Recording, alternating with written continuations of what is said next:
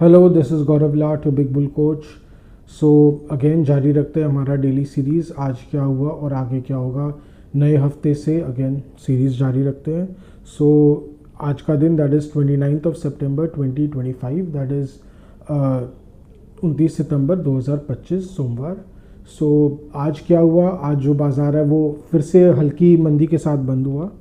अगर निफ्टी की बात करें तो वो लगभग 20 पॉइंट्स गिरकर 24,635 पर बंद हुआ। That is it was down 20 points closing at 24,635। वही बैंक निफ्टी की बात की जाए तो वो लगभग 72 पॉइंट्स चढ़कर 54,461 पर बंद हुआ। That is it was up almost 72 points closing at 54,461। So बाज़ार में आज ऐसे सुबह को हल्की सी तेज़ी का तो अनुमान था ही, गिफ्ट निफ्टी भी वही इंडिकेट कर रहा था और लग रहा था एक रिलीफ रैली आएगा। इतना जो फ्राइडे को सेल ऑफ हुआ है, मार्केट में करेक्शन आया है, सो कहीं ना कहीं एक सेलिंग एग्जॉशन भी आ ही जाता है। डाउ जो यूएस मार्केट था वो भी अच्छा ही था, डाउ फ्यूचर्स भी अच्छे थे सुबह को, तो कहीं ना कहीं एक मार्केट में एक रिलीफ सेंस था। सो वैसा ही हुआ, मार्केट खुला थोड़ा सा चढ़ के ही खुला और हालांकि थोड़ा सा उसने अपने इनिशियल गेंस दे दिए निफ्टी ने, पर फिर से अगेन बायर्स केम बैक और उसके बाद तेज़ी देखी गई। पर जैसे जैसे निफ्टी जो है वो 24,800 के पास आया, वो तेज़ी जैसे एकदम थमती सी हुई दिख रही थी, एकदम बाज़ार वहीं पे एक बार के लिए थम गया। निफ्टी जो है वो 791 के हाई से फिर घूम गया, फिर एक बार ठहरने की कोशिश की निफ्टी ने, कहीं ना कहीं 750 के ऊपर एकदम लग रहा था कि एक बार क्या पता ठहर भी जाएगा, फिर क्या पता यहाँ से नई तेज़ी आए। पर फिर अगेन हम देखते हैं कि बैंक्स में वीकनेस आने लग गई, खास करके आईसीआईसीआई बैंक और एक्सिस बैंक में तो बहुत दबाव था आज सुबह से ही, तो उसने मार्केट को फाइनली लेके ही डूबा। एचडीएफसी बैंक में भी थोड़ी दबाव यानी मंदी देखने को मिली। सो कहीं ना कहीं जो मार्केट में प्रेशर अगेन बार बार बनता हुआ दिखा। ऑटो स्टॉक्स में प्रेशर आ रहा था, मारुति में आज करेक्शन का दौर था, लगभग 200 रुपये से ज़्यादा स्टॉक नीचे था। सो कहीं ना कहीं एक मिला जुला जो प्रेशर आता है, थोड़े बहुत गेंस भी थे मार्केट में नो डाउट, पर कहीं ना कहीं कुछ मेजर स्टॉक से प्रेशर आ जाने से, भारतीय एयरटेल से प्रेशर आ जाने से वो न्यूट्रलाइजिंग इफेक्ट बार बार देखने को मिल रहा था। सो निफ्टी अगेन नीचे गया तो एकदम नए लो पे चला गया। 606 के लो को हिट करने के बाद, यानी 24,606 के लो को हिट करने के बाद अगेन वहाँ से एक रिवर्सल देखा गया जो अगेन 700 के ऊपर ले गया निफ्टी को, ऑलमोस्ट 750 के लेवल पे लेके गया, पर अगेन वहाँ टिक नहीं पाया तो वहाँ पे अगेन गिर गया। तो बार बार ये जो एक हेड एंड शोल्डर फॉर्मेशन जो दिख रहा था मार्केट में, तो एक लोअरिंग हाइज का, ये कहीं ना कहीं एकदम एक बेयर मार्केट का इंडिकेशन दे रहा है कि बाजार वापस चल रहा है, ज़्यादा नहीं चल रहा है, लोअर हाई से घूम जा रहा है। क्योंकि एक्चुअल बाइंग ही नहीं है मार्केट में, सब कोई नीचे नीचे लेना चाहता है, ऊपर चढ़ के कोई नहीं लेना चाहता है। सो ये एक इंटरिम बेयर मार्केट की इनिशियल इंडिकेशंस हैं। हाँ, ये है कि ये बेयर मार्केट कितना टिकेगा ये तो वक्त ही बताएगा कि इसको टिकने भी दिया जाएगा कि नहीं। हाँ, ये हो सकता है कि डीआईएस फायर फाइटिंग करने की कोशिश करे 24,500 के आसपास, पर अगेन जैसा कि हम देख ही रहे हैं कि कहीं ना कहीं निफ्टी एक फटीक दिखा रहा है, फटीक फैक्टर दिखा रहा है, 25,000 के ऊपर बार बार पहुंच तो जाता है, चल नहीं पाता है because of again follow up buying आता नहीं है तो वहाँ से घूम जाता है।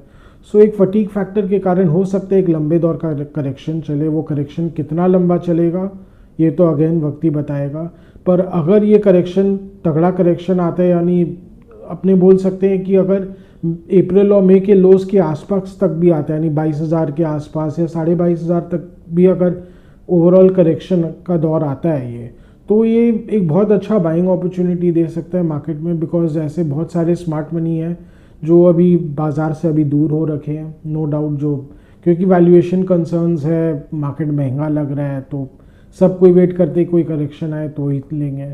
और कहीं ना कहीं जैसा कि इकोनॉमी से भी संकेत मिल रहे हैं कि धीरे धीरे इकोनॉमी में वीकनेस आगे आ सकते हैं, ऐसे संकेत भी मिल रहे हैं कि यूएस टैरिफ्स का असर पड़ने लग गया है, भारत के एक्सपोर्ट्स में तो एकदम साफ पड़ने ही लग गया है, और उसका भी असर कुछ ना कुछ इकोनॉमी में दिख रहा है कि जॉब्स कट हो रहे हैं। सो उसका एकदम तस्वीर धीरे धीरे अब साफ होने लग जाएगी। अक्टूबर महीने से कंपनीज़ के भी रिजल्ट्स आने शुरू हो जाएंगे, बैंक्स के रिजल्ट्स आएंगे, तो जैसे जैसे मार्केट को और साफ तस्वीर आएगी, अगर ये तस्वीर ख़राब होगी तो मार्केट अकॉर्डिंगली रिएक्ट करेगा ही करेगा, कहीं ना कहीं मायूसी रहेगी। तो अब DI भी ऐसे में कितना ज़बरदस्ती बाइंग करके कितना ज़बरदस्ती ऊपर ले जाए, तो ये भी एक देखने का एक अपॉर्चुनिटी रहेगा कि हाँ कितना फायर फाइटिंग हो पाता है। पर कहीं ना कहीं हो सकता है एक दौर आए मंदी का, हाँ हो सकता है ये एक ज़बरदस्त मंदी ना ही आए, पर कहीं ना कहीं एक एंट्री अपॉर्चुनिटी तो वाजिब बनता है मार्केट में। सो ऐसे ये तो निफ्टी की बात की गई। हाँ, कल से निफ्टी का रीबैलेंसिंग हो रहा है। रीबैलेंसिंग ऐसा हो रहा है कि हीरो मोटर और इंडसइंड बैंक को हटाया जा रहा है निफ्टी से। ये दोनों ही रिलेटिवली अंडर परफॉर्मिंग स्टॉक्स है, और खास करके इंडसइंड बैंक तो बहुत ही अंडर परफॉर्मिंग स्टॉक रहा है। सो वाजिब था इन दोनों को हटाना, और उसकी जगह मैक्स हेल्थ केयर को लाया जा रहा है और इंडिगो एविएशन को लाया जा रहा है।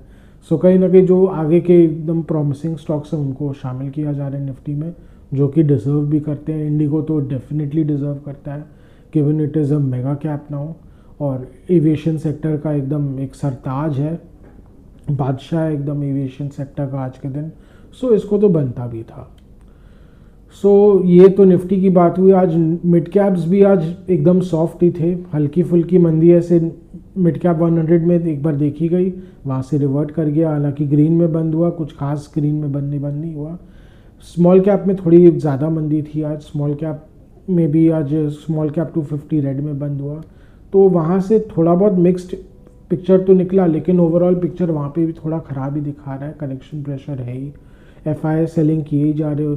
सो उसके कारण जो मार्केट में ऐसे देखा जाए तो एक ट्रेंड डैमेज हुआ है, तो उसका असर तो बाकी प्लेयर्स पर भी आता ही है। वो भी कहीं ना कहीं बार बार एग्जिट अपॉर्चुनिटी खोज रहे हैं कि कोई रैली आए एक बार के लिए बढ़ जाए तो हम एक बार एग्जिट करके निकल ले।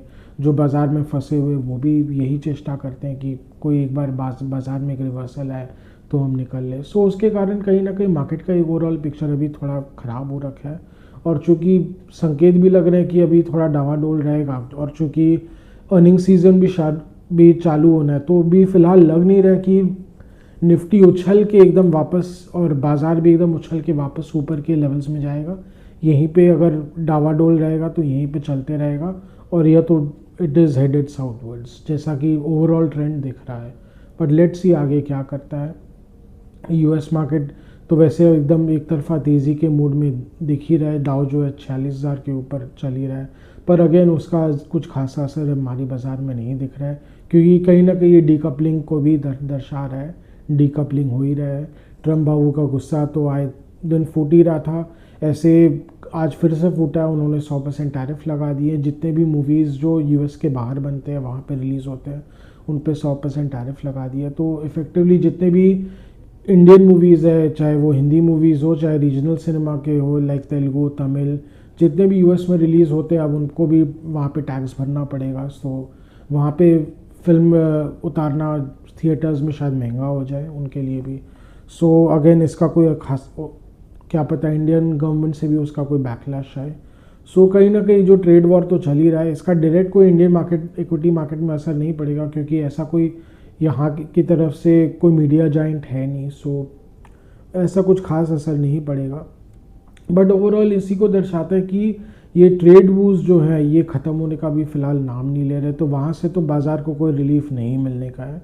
हाँ, ये कि कहीं से कुछ पॉजिटिव न्यूज़ फ्लोज आ जाए इकोनॉमी की तरफ से, कॉर्पोरेट्स को लेके कॉर्पोरेट्स की तरफ से कुछ न्यूज़ फ्लो आ जाए तो बाज़ार अकॉर्डिंगली रिएक्ट करेगा, पर फिलहाल ऐसा कुछ दिख नहीं रहा है। सो आज का डेली व्लॉग यहीं तक रखते हैं। आशा करें कि आपको हमारी डेली व्लॉग्स अच्छी लग रही हो। Do like share and subscribe to our channel. Do hit the bell icon for regular update on our videos.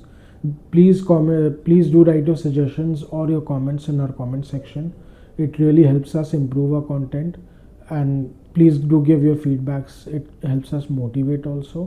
And उसके अलावा अगर आपको कोई स्टॉक स्पेसिफिक क्वेरीज हो तो please write in our comment section. We will get back to you and help you, guide you as much as possible in any way possible by us. Thank you for today.